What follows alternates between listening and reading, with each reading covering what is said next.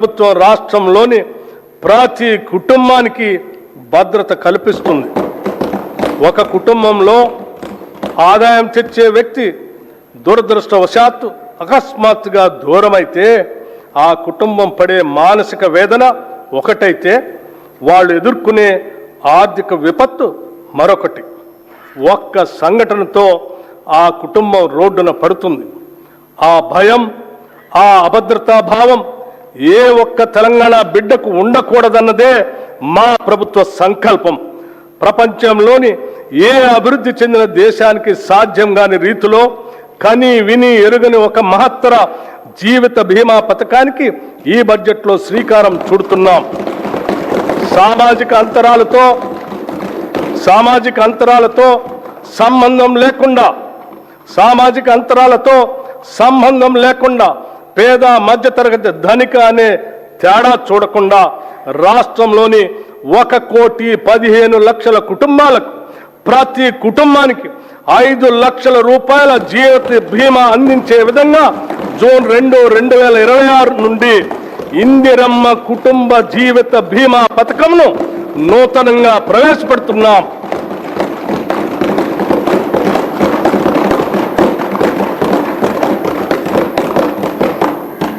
ప్రజల సమస్యలను త్వరితగతిన పరిష్కరించేందుకు, పరిపాలనలో పారదర్శకత, బాధ్యతను పెంపొందించేందుకు ఏర్పాటు చేసిన ప్రజావాణి కార్యక్రమం విజయవంతంగా కొనసాగుతుంది.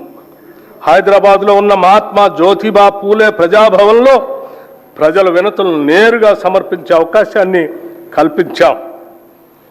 ప్రభుత్వం అమలు చేస్తున్న సంక్షేమ పథకాలు, చేపడుతున్న అభివృద్ధి కార్యక్రమాలను ప్రజలకు మరింతగా చేరువ చేయాలనే సంకల్పంతో రాష్ట్రంలో ప్రజాపాలన ప్రగతి ప్రణాళిక పేరుతో 99 రోజుల కార్యక్రమాన్ని ప్రభుత్వం రూపొందించింది. ఈ కార్యక్రమం 2026 మార్చి 6 నుంచి జూన్ 12 వరకు సాగుతుంది.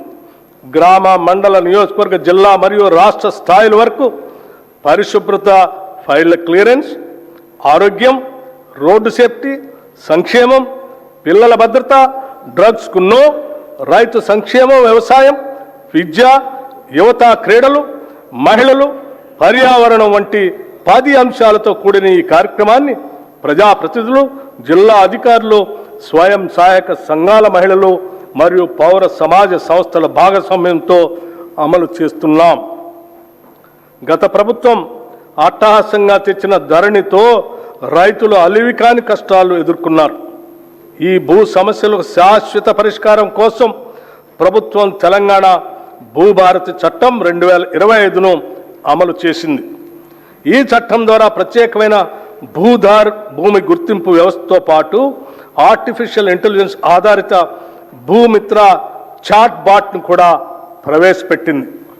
గ్రామ స్థాయిలో భూ పరిపాలన బలోపేతం చేయడానికి 5,010 గ్రామ పాలనా అధికారులతో సహా 8,900 మంది సిబ్బందిని నియమించాం.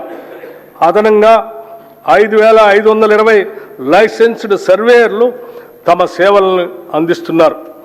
ఈ సంవత్సరం 3,76,000 కొత్త పట్టాదారు పాస్బుక్స్ జారీ చేయబడ్డాయి. భూభారతి చట్టం అమలులో భాగంగా రిజిస్ట్రేషన్, రెవెన్యూ, సర్వే సేవలను ఒకే వేదికపై తీసుకొని వచ్చాం. దీంతో రైతుల సమస్యలకు త్వరిత పరిష్కారం అందించే అవకాశం కలిగింది. పార్లమెంట్, అసెంబ్లీ, నియోజకవర్గాల పునర్విభజన, పంచాయతీలు, పట్టణ స్థానిక సంస్థల ఏర్పాట్లు, రిజర్వేషన్ల అమలు వంటి ప్రజాస్వామ్య ప్రక్రియలకు మూలాధారమైన జనగణనను డిజిటల్ విధానంలో నిర్వహించేందుకు ఏర్పాట్లు ముమ్మరంగా సాగుతున్నాయి. తెలంగాణ రాష్ట్రం ఏర్పడిన తర్వాత జరుగుతున్న మొట్టమొదటి జనగణన ఇది. దీనిలో స్వీయ నమోదు, సెల్ఫ్ ఎన్యూమరేషన్ విధానం, కులగణన అంశం ఉన్నాయి.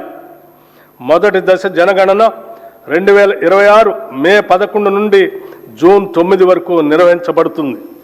సెల్ఫ్ ఎన్యూమరేషన్ ప్రక్రియ 2026 ఏప్రిల్ 26 నుండి మే 10 వరకు కొనసాగుతుంది.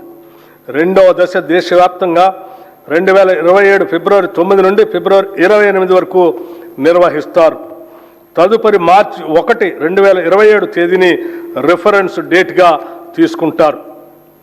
ప్రజల ఆకాంక్షలను దృష్టిలో ఉంచుకొని ఈ ప్రజాప్రభుత్వం అభయహస్తం పేరుతో ప్రజాహిత పథకాలు అమలు పరుస్తుంది. కనీస సదుపాయాలు కూడా లేని వారికి ఉపయోగపడే విధంగా మహాలక్ష్మి, గృహజ్యోతి, ఇందిరమ్మ ఇళ్ళు, మహిళా శక్తి మిషన్ వంటి పథకాలు పేదల జీవితాల్లో వెలుగులు నింపుతున్నాయి. మహాలక్ష్మి పథకం మేము అధికారంలోకి వచ్చిన వెంటనే అమలుపరిచిన మొదటి వాగ్దానం. ఉచిత బస్సు ప్రయాణం. ఈ పథకం ద్వారా ప్రతిరోజు రాష్ట్రంలోని 34,37,000 మంది ఆడబిడ్డలు ఉచితంగా ఆర్టీసీ బస్సులో ప్రయాణిస్తున్నారు. ఇప్పటి వరకు ఈ పథకం ద్వారా రాష్ట్రంలోని మహిళలు 269,68,00,000 ఉచిత ప్రయాణాలు చేసి దాదాపు 9,222 కోట్ల రూపాయలని ఆదా చేసుకున్నారు. 500కే గ్యాస్ సిలిండర్. వంట గ్యాస్ సిలిండర్ భారం నుంచి మహిళలను ఉపశమనం కల్పించేందుకు 500 రూపాయలకే గ్యాస్ సిలిండర్ను అందించే పథకాన్ని ప్రభుత్వం ప్రారంభించింది. ఈ పథకం కింద రాష్ట్రంలో 42,90,000 కుటుంబాలకి లబ్ధి చేకూరింది. ఈ పథకం ద్వారా సుమారు 752 కోట్ల రూపాయలు మహిళలకు ఆదా అయింది. గృహజ్యోతి పథకం